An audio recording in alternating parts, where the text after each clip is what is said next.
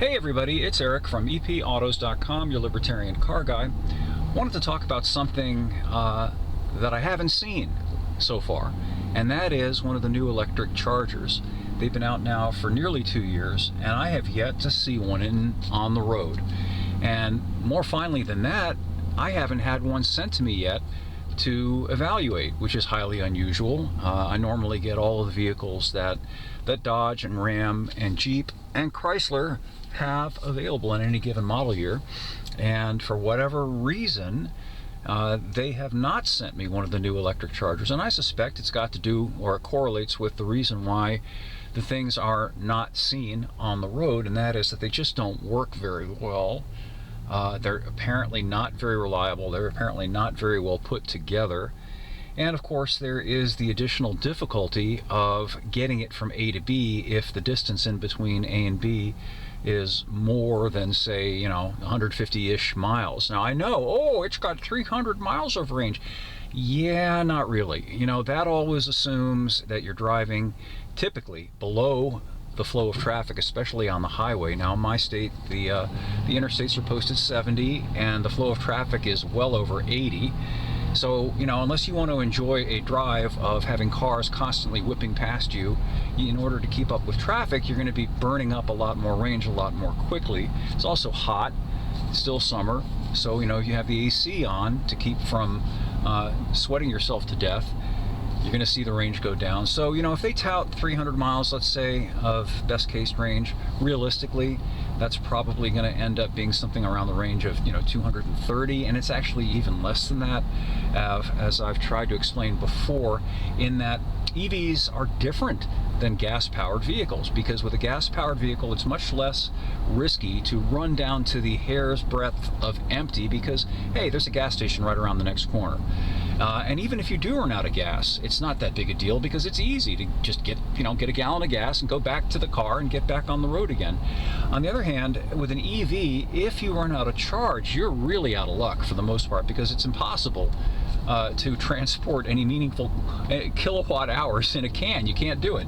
Now, yeah, there are roadside assistance services that have the ability to bring you some portable charge, but that's hard to find. The other thing is that you can't assume, like you can with a gas-powered car, that there's going to be a gas station somewhere nearby, or even that the place that you think you're going to be able to charge is going to be functional. I've had that experience many times driving electric cars.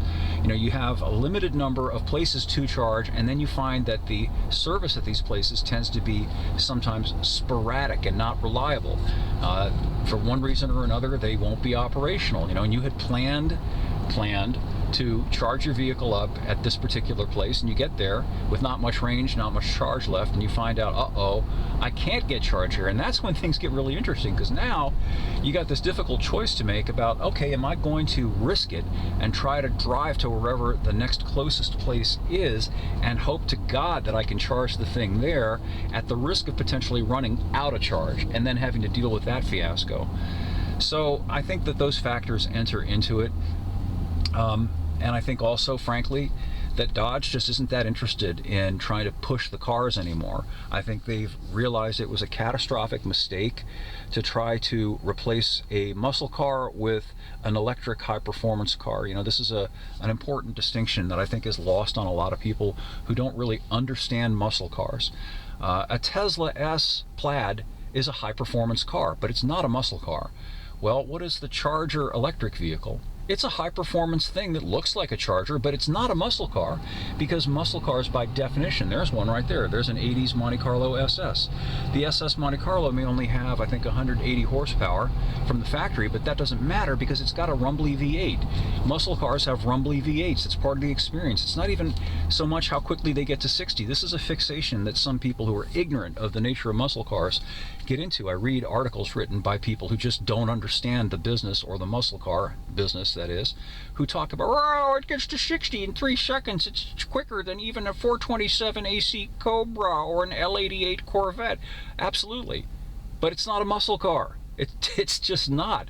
And, you're trying to sell apples to people who want oranges, to put it that way. It was a huge, huge, huge mistake. In my opinion, Dodge was the only manufacturer selling the kinds of cars represented by the old Charger with the Hemi.